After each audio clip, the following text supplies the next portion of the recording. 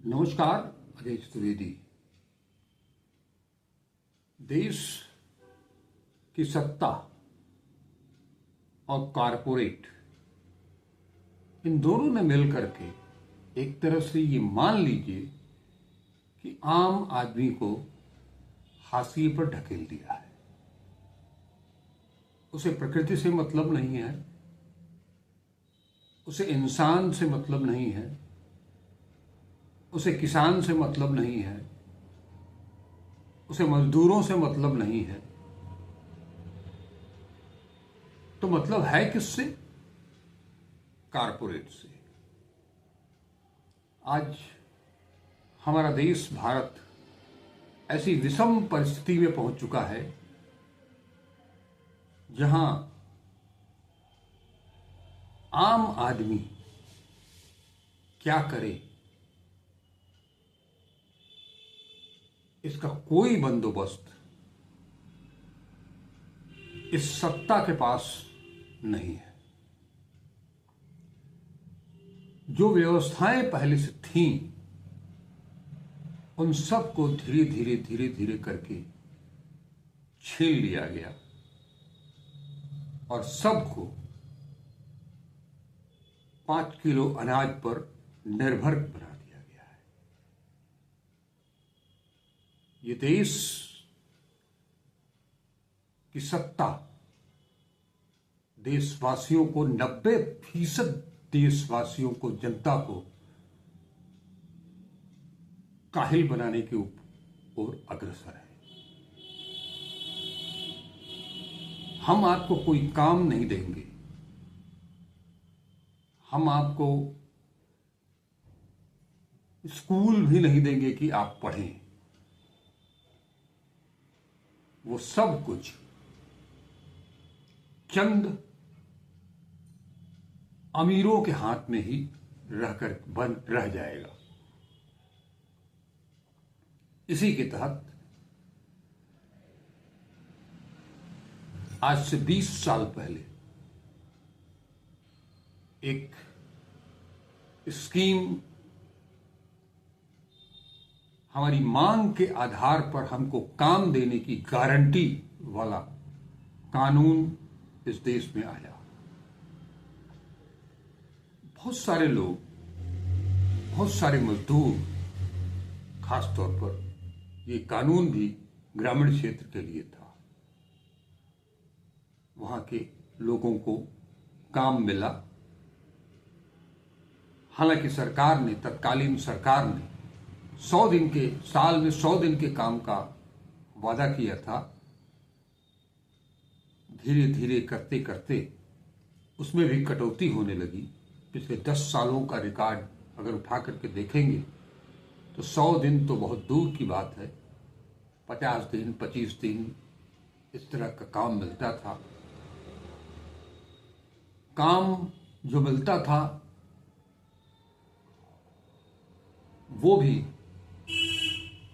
उस गांव में, गांव के विकास के लिए। लेकिन मौजूदा सरकार को लगा कि ये केवल एक गड्ढे से एक गड्ढा खोदना और दूसरे गड्ढे को पाटना, इतने भर का ही काम है मनरेगा। जबकि हकीकत ये नहीं थी। जिन लोगों ने भी इस काम में गारंटी कानून के तहत, मनरेगा के तहत काम मांगा, उन्हें काम शुरू में मिला और गांवों का विकास भी हुआ। लेकिन हालात इतने बदतर होते चले गए कि काम तो मिला मगर मजूरी नहीं मिली। ये योजना लागू करने के पीछे सिविल सोसाइटी का भी बहुत बड़ा योगदान था।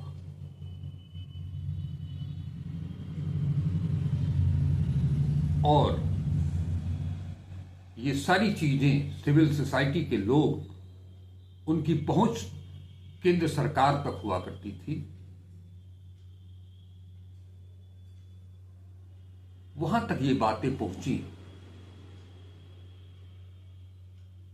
श्रीमती सोनिया गांधी जो एडवाइजरी कमेटी उनकी थी वहां तक पहुंची और वहां से इस पर काम शुरू हुआ। तब 2002 से करते करते तब 2005 में आकर के मनरेगा ने कानून की शक्ल अख्तियार की।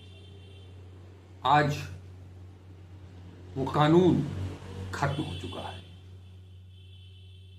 लेकिन इन 20 सालों में जिन लोगों को, जिन मजदूरों को काम मिला, क्या उन्हें पता है कि उनका अधिकार जो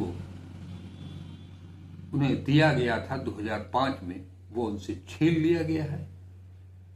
आज इन्हीं सब मुद्दों को लेकर के, हाँ एक चीज और, मनरेगा के साथ साथ अगर हम बात करें, हम सब उस काल को भी याद करें 2019, 20, 21, जब पूरा देश ही नहीं पूरी दुनिया कोविड-19 की चपेट में थी।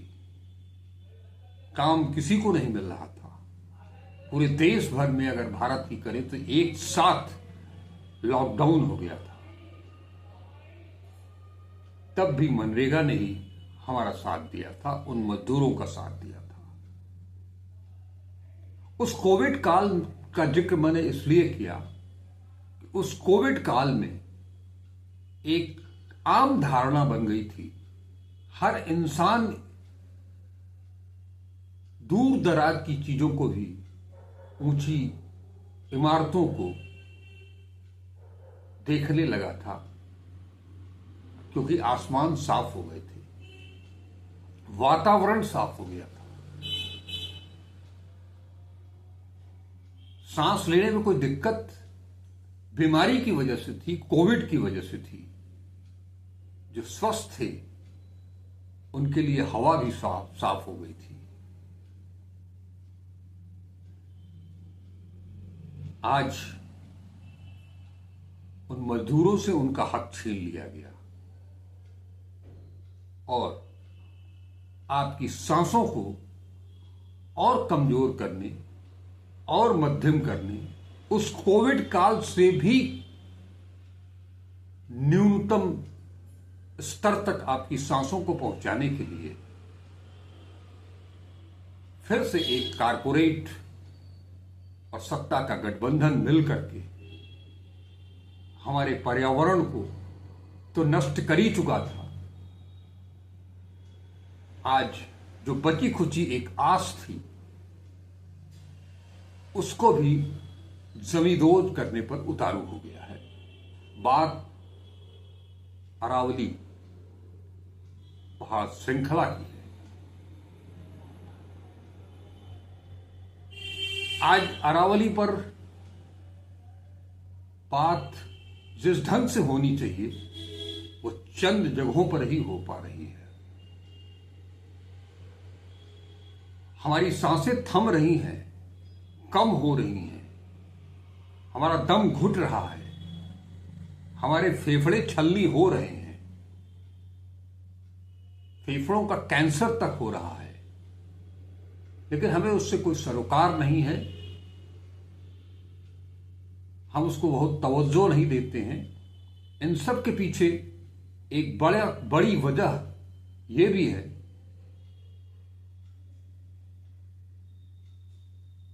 कि जैसे नोटबंदी में हुआ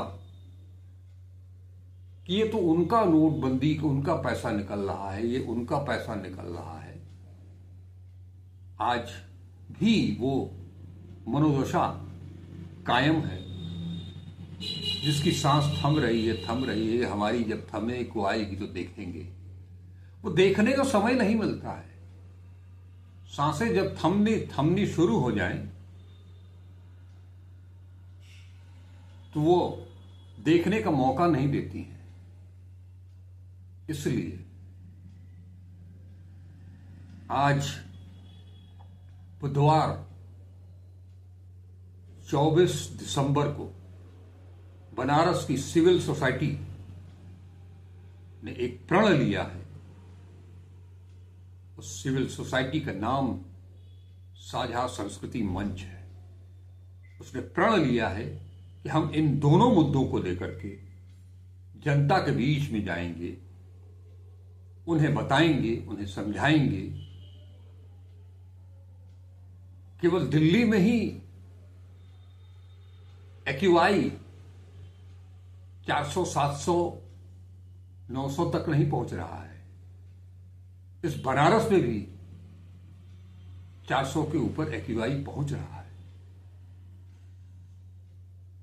दम यहां भी घुट रहा है। आज चिंता इस बात की करनी होगी हर किसी को कि हमने तो अपनी जिंदगी लगभग पूरी कर ली है, हंस खेल लिया है, लेकिन हमारी जो औलादें हैं, उनकी जो औलादें हैं, यानी कि आने वाली जो पीढ़ी है, उसके लिए उसे भी कुछ हंसने खेलने का मौका देंगे कि नहीं देंगे? कौन देगा?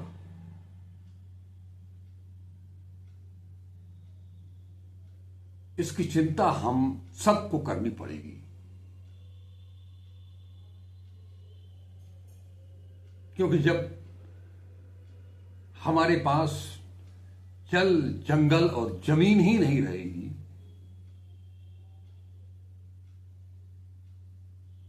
जब जिस तरह से कुछ दिनों तक अभी भी ग्लोबल वार्मिंग से हम परेशान थे, अब क्लाइमेट चेंज से परेशान हैं। दिल्ली परेशान है कि वहां का एक्यूआई 700, 900 तक जा रहा है, 1000 पार कर रहा है। अगर ये अरावली की पहाड़ियां नहीं होंगी तो केवल दिल्ली ही नहीं, समूचा उत्तर भारत इसकी चपेट में होगा। और इन पहाड़ियों के पीछे जो रेगिस्तान है, वहां से जो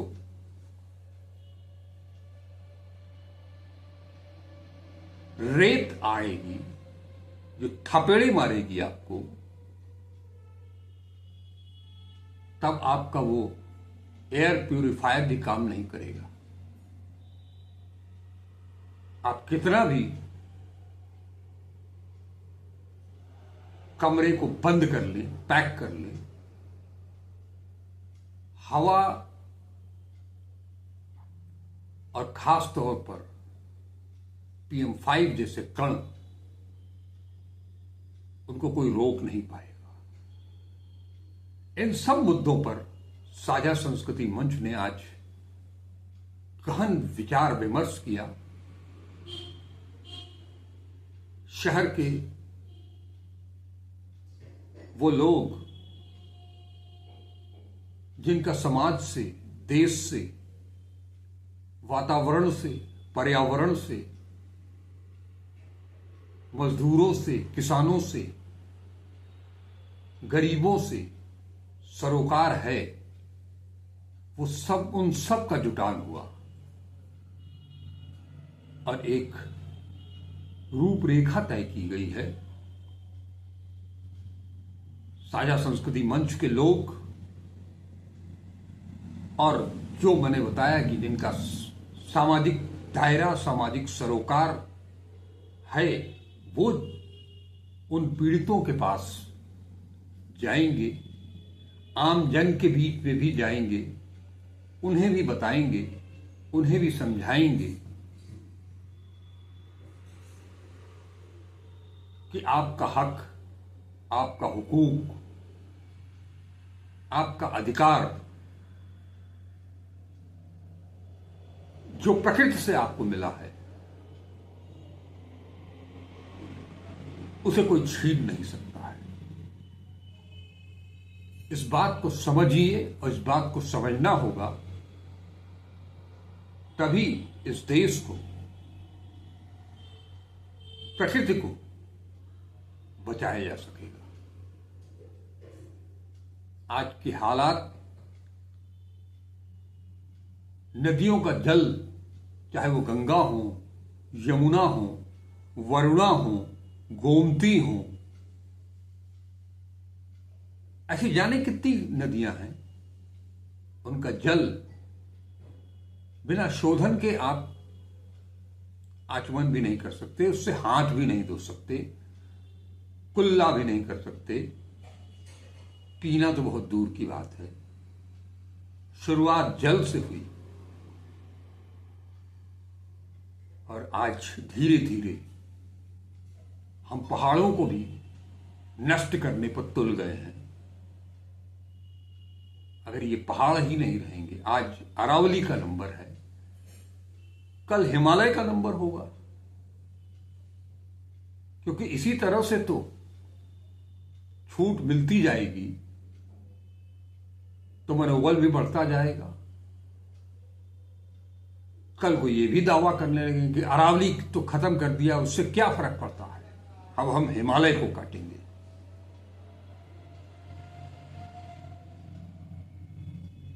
आज केवल नदियां ही नहीं, हमारा समुद्र भी, हमारे सागर भी पॉल्यूशन से बचे नहीं हैं। तो हमारी नदियां चली गई, हमारे समुद्र चले गए, अब पहाड़ भी चले जाएंगे। हवा को प्रदूषित कर ही दिया है। जल संरक्षण के लिए अरावली से हट करके अगर कुंड थे, तालाब थे, उन सब पर कब्जा हो चुका है। भूमाफिया काबिज होकर के कहीं प्लॉटिंग कर दी गई, कहीं बहुमंजिली इमारतें खड़ी कर दी गई, फ्लैट्स बना दिए गए। इन सब बातों से काफी चिंतित दिखे साझा संस्कृति मंच से जुड़े वो सारे लोग। उन्होंने कुछ कार्य योजना तैयार की है एक लंबी लड़ाई के लिए, न केवल बनारस बल्कि पूर्वांचल, उत्तर प्रदेश और इसको देशव्यापी बनाने के लिए। इस पहल का मैं स्वागत करता हूं। इस तरह की पहल लगातार होती रहनी चाहिए। इन दोनों ही मुद्दों को अनिवार्य रूप से सबको बहुत गंभीरता से लेना चाहिए और चिंतन करना चाहिए। और चिंतन करने के बाद उन्हें अब उतना भी वक्त बचा नहीं है, इसलिए सड़क पर आना चाहिए। मैंने आम आदमी की बात की थी, आम आदमी बनाम कारपोरेट की बात की थी। इस कारपोरेट के चलते मनरेगा आया, मनरेगा को खत्म किया गया, माफ कीजिएगा, मनरेगा को खत्म किया गया। उसी कारपोरेट के चलते लेबर कोड भी बदल दिया गया।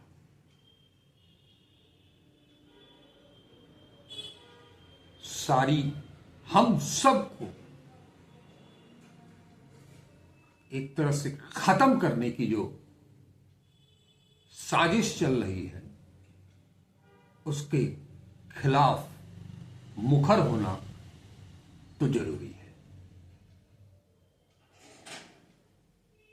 आगे इस शहर के माध्यम से, इस शहर की बात आपके सामने इसलिए लेकर के आया हूं कि ये वो बनारस है, वो काशी है जो देश ही नहीं दुनिया को नई दिशा देती रही है।